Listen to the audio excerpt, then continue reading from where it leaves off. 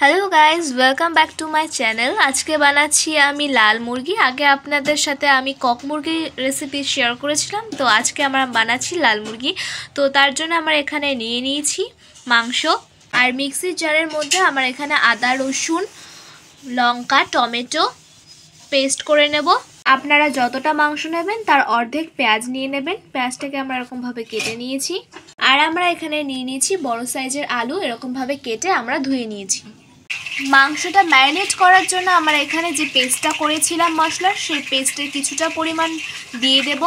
আর এইদিকে দিয়ে দেব টক দই, আর দিয়ে দেবো সানরাইজের গোলমরিচ গুঁড়ো, দিয়ে দেবো চিকেন কারি মশলা,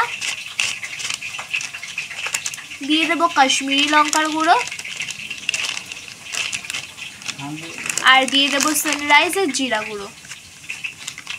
দিয়ে আমরা মাংসটার সাথে ভালো করে মিশিয়ে নেব। এর মধ্যে আমরা দিয়ে দেব কাঁচা সর্ষের তেল, আর দিয়ে দেব পরিমাণ মতো লবণ, আর দিয়ে দেব পরিমাণ মতন হলুদ। দিয়ে এটাকেও আমরা ভালো করে মিশিয়ে নেব। আমাদের মাংসের ম্যারিনেটটা হয়ে গেছে। এবার এটাকে আমরা কিছুক্ষণের জন্য রেখে দেব। আমরা আলুটা এখানে লাল লাল করে ভেজে নিয়েছি। যে তেলে আমরা আলুটা ভেজে নিয়েছি ওই তেলে আমরা পেঁয়াজগুলো দিয়ে দেব। পেঁয়াজগুলোকে আমরা এবার ভালো করে লাল লাল করে ভেজে নেব। আমরা পেঁয়াজটা এখানে লাল লাল করে ভেজে নিয়েছি। এরপর এর মধ্যে আমরা আগে থেকে রাখা সেই পেস্টটা দিয়ে দেব। আর এর মধ্যে আমরা দিয়ে দেব চই। এটা আপনারা বাজারে কিনতে পেয়ে যাবেন। এবার দিয়ে এটাকে আমরা ভালো করে মশলাটা আর পেঁয়াজটা মিশিয়ে নেব। মশলা আর পেঁয়াজটা ভালো করে কষিয়ে নেওয়ার পর এর মধ্যে আমরা চিকেনগুলো দিয়ে দিয়েছি। চিকেনগুলোকেও আমরা ভালো করে মশলাটার সাথে মিশিয়ে নেব। আমরা এটাকে ভালো করে কষিয়ে নেব।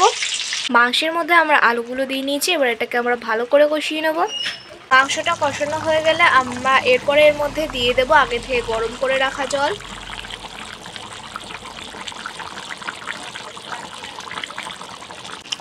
এবার এটাকে আমরা ভালো করে ফুটিয়ে নেব। আর দিয়ে দেব পরিমাণ মতো হলুদ, আর দিয়ে দেব পরিমাণ মতো লবণ। আমাদের মাংসটা কষানো হয়ে গেছে। দেখুন কত সুন্দর কালার হয়েছে, দেখতেও দুর্দান্ত হয়েছে।